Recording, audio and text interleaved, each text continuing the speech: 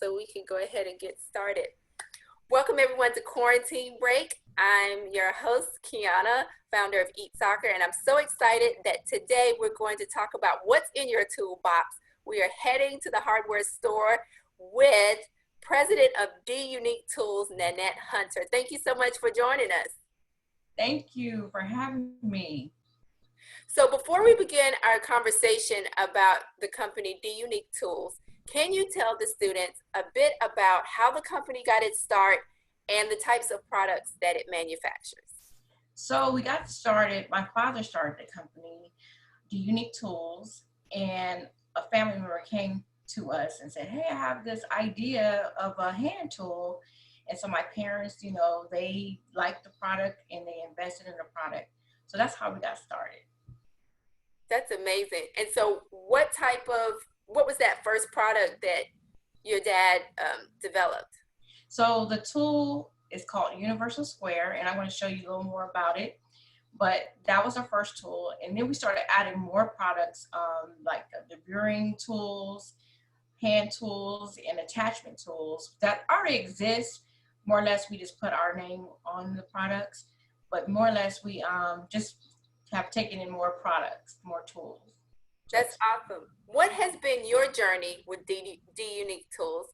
My journey has been long. And what was your path from, starting at probably the base level of the company to now you're the president? So my journey started, I would help my dad from time to time, but I was like, oh, I'm gonna do my own thing. But opportunity came where someone said, hey, why don't you get into Home Depot? And they gave us some information of how to get in there. So I contacted the buyer, which was on the West Coast at the time, and built a rapport with the assistant. So then from there, I was like, okay, I got the product was able to facilitate and work with the buyer getting the product in. Then I need to do a little more to help the product succeed. So I help with some marketing with the product and getting it to the stores and traveling to the stores. It was a long journey, but I think that's my beginning stages of getting the product in the stores and then marketing. That was where I started. So explain for us, what's the process of, we have an idea for this universal square to now it's in Home Depot's, Lowe's, and Ace Hardware. Yes. So you want to know the process? Yeah, the process of, students may think, okay, I have an idea for an interesting tool, but how can I go from having this idea to making this product to actually getting it in a store that lots of people shop in? So the beginning part of it, you have to prove that the product is a good product and customers will want to buy the product. And if it's something innovative, you want to get your patents. But if it's something that you just want to, present to a buyer, you have to make your way in front of the buyers at those stores.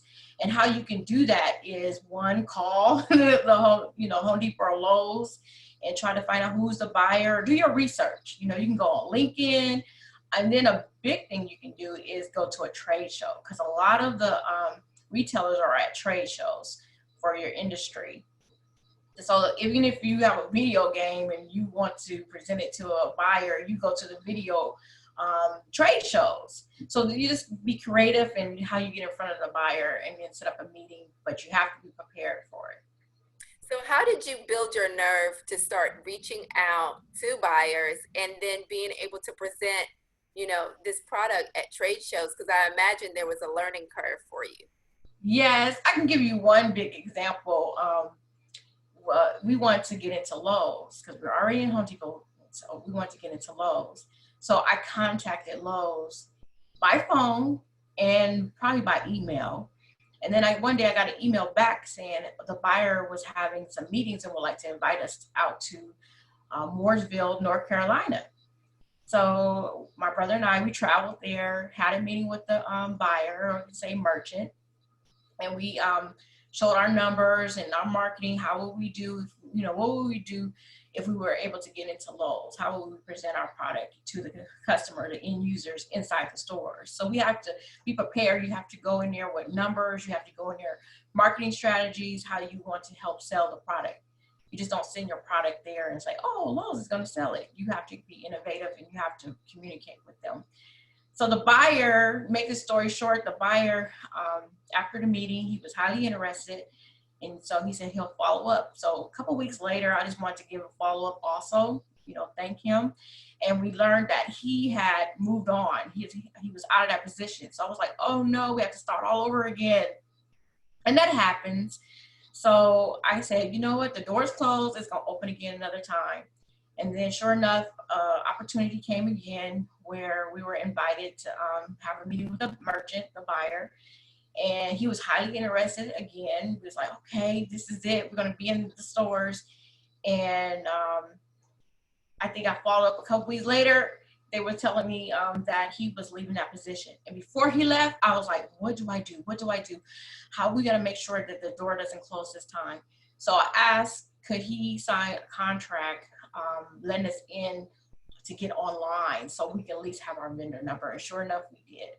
So that's how, That's very creative. What is a typical week like for you at your company? So pretty much making sure, we manufacture in overseas, make sure products are being produced, making sure our shipping company is coordinating with the manufacturer to get it to us. And then once it's here, making sure it gets to our customers, our retailers. And when I say customers, retailers, we ship to stores and we ship to individual customers on the platforms such as Lowe's, Home Depot, Amazon. So, and I'd like to, if you mind, we can share what the product is, Okay. so you can see, and then I can Let me, share my screen. okay, let me do that. Okay, share screen. All panelists. Okay. Okay. So is it allowing you to share screen? Let me see. Share screen. There we go. Awesome. So can you see it? Oh, awesome. Here we are. So this is the tool we were talking about, the universal square. And there's other tools that we offer as well. So I'm gonna just take a video. It's only 30 seconds long. So just to show you how the tool works in 30 seconds.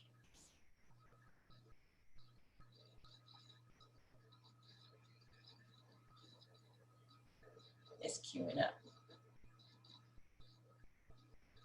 Faster, easier, and with better results. That's the word from both professionals and do-it-yourselfers on the popular. I guess it's pretty slow for the time. But if you would like to look at the video. Universal Square. This simple yet incredibly versatile tool saves time and boosts accuracy on dozens of common carpentry tasks. Use it for building fences and decks, straight cuts, chalk lines, marking anchor bolts, and more. So you know what? I'm going to go ahead and just go to the next screen. Tool belt or workbench should be without one. Find yours at the Home Depot. The Universal Square. Faster, easier, and with better results. So yes, you can watch it on YouTube. We have several videos that you can play on YouTube because customers, they want to know how to use the product. And we also have a testimonial from a host from HDTV as well. Oh, nice. So your products are geared towards carpenters and builders and. Yes, do-it-yourselfers. Someone who's probably building a wall, they will use our tool to help speed up the process of the layout time. So that's what we say, our product saves time. Mm-hmm. And it's like an extra hand. That's awesome. So let me see. I was going to talk about the opportunities. As you mentioned, the opportunities where we started was in California. So we're based in Oakland, California. So the audience, so you know where we're at.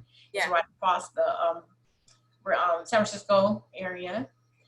And so we started here in Home Depot in California. And we kept wanting to go national, but we knew we had to start here. And that's how, went national here to US. and how we're working to, I guess, expand the growth Uh-huh. as global is trying to put our products in other areas and other countries. So right now we just opened up the market to Mexico, or how to say Mexico. So That's yeah. wonderful. So and how do you create opportunities for yourself? I know, for instance, we met through British Airways, through an amazing program that they had, an entrepreneurial program, and that allowed you to, where did you travel with that program with British Airways? I traveled to China, so that was a great opportunity. I have some pictures here from British Airways from Nice. face to face, and that's how I met you. Like you said, my choice was China because I wanted to see about manufacturing there, and so I took a trip there and then I met you, and here's a picture of us. Yes. And so, yes, I have opportunities in China. So I've been traveling to China once or twice a year from 2011. That was my first time going to China. So every year I've traveled there. That's awesome. So since you're speaking about, your trips to China, how often do you travel abroad with your company each year? And then what are the differences you've noticed culturally in doing business here in the United States versus interacting with business people outside of this country? So I travel there at least once or twice a year to have meetings with my, I guess, my production teams there. And one thing that you have to really, really pay attention to is communication is key. You have to make sure they understand what you want, and they understand, and you want to understand what they are asking of you too. So, and then also the cultural lessons I've learned, you have to really just pay attention to details, because you can't assume that, oh, they understand. So you have to make sure, like, every detail, whether it's packaging or the writing on the package, or this, you have to just double check, triple check. So yes, very important. And so how have you created opportunities to continue to grow the business? Like, for instance, you getting products into Mexico and things like that. Did you use the same kind of channels of sales reps and trade shows, or have you used other avenues? So right now, since everything is like pretty much a lot of shelter in place, using the platforms such as the online, because I know a lot of people are buying online. So we've been doing business with Amazon since 2012. Mm-hmm. So we are utilizing their platforms to get our products into those countries as well, and putting products in their FBA centers, fulfillment centers, Uh-huh. and also using their marketing platform. Amazon is like number one when it comes to marketing. And believe it or not, the other companies, retailers, they look to them, for guidance of marketing. So that is so important. Just, to be able to expand, to find a platform where you can sell your products and know the audience is there and you can target that audience. As a woman leading a company in a male-dominated industry, what challenges have you faced, and what steps did you take to overcome those challenges? I remember, I want to say there's been a lot of challenges being a woman and African-American woman. And I remember a director of one of the programs that, I want to say, after one of our retailers, she gave me this advice. She said, never show your emotions. And so when she said that, I was like, okay, when something happens, I can't like pinpoint something right now. I have to think about it, but don't go off for emotion or get upset, or don't let them see you upset. You might not agree on something, or they might not give you an opportunity. Just kind of step back from it, and then look at it at a different angle and see how you can move forward. And also surrounding myself around positive energy. I think that keeps me uplifted as well. Have you had mentors in your industry or outside of your industry to help give you some guidance and moving, yourself forward and the company forward? Yes, so I have some great mentors, and they are out of Missouri. Mm-hmm. And I met them at a event at one of the retailers, actually at Home Depot. Mm-hmm. And it's a woman-owned company by Doree Newman. Her father started a company. The extension poles that we use to paint. Her father invented that for the extension part of it. And Wow. so they took me under their wings, and they're global. And so they pretty much allowed me to come to their facility and open up all their doors, such as their sales, their marketing, and kind of giving me guidance on and helpful tips on how to, expand and how to conduct business around the world. For students who would like to learn more about opportunities in the tool industry and with tool companies, what resources do you suggest? So I would say start with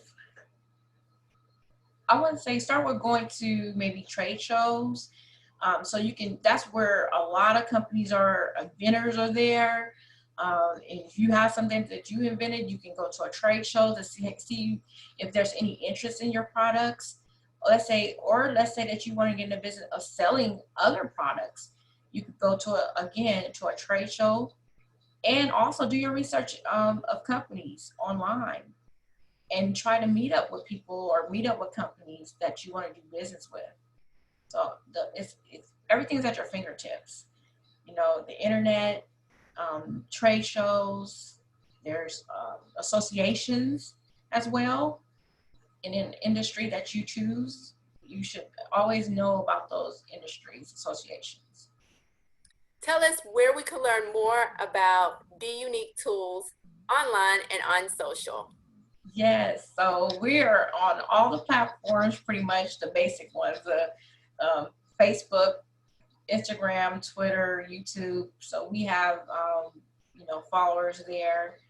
And you can go to our website, theuniquetools.com. And so they can follow us. Lastly, what's the best piece of career advice you would give your younger self? I would give my younger self, I would encourage to always stay around other successful business owners.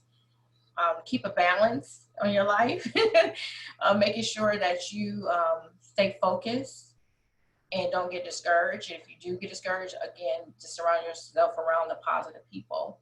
And again, keep a balance of your work life and your social life. But speaking of that, what do you like to do to add some balance to your life? What do you do for fun? Yes, so I like to go camping. That's a place where I can just shut everything off. No phones, I shut everything off. And then I also like to be on the water. I was doing a dragon boat where you're in a boat with 20 people, and it's a recreational group, and they're all over the world. It started in China, actually, but that's what I like to do. And also, I like to bike ride across the Golden Gate Bridge, which I will be doing Sunday, hopefully. Nice. And I do that once a year and go across the Golden Gate Bridge and ride across and have a good time. That's awesome. Thank you so much for sharing your inspirational story with us. And thank you everyone for tuning in to this week's Quarantine Break. Catch us next week, Friday. Thank you so much for having me. You're welcome. Y'all have a great day.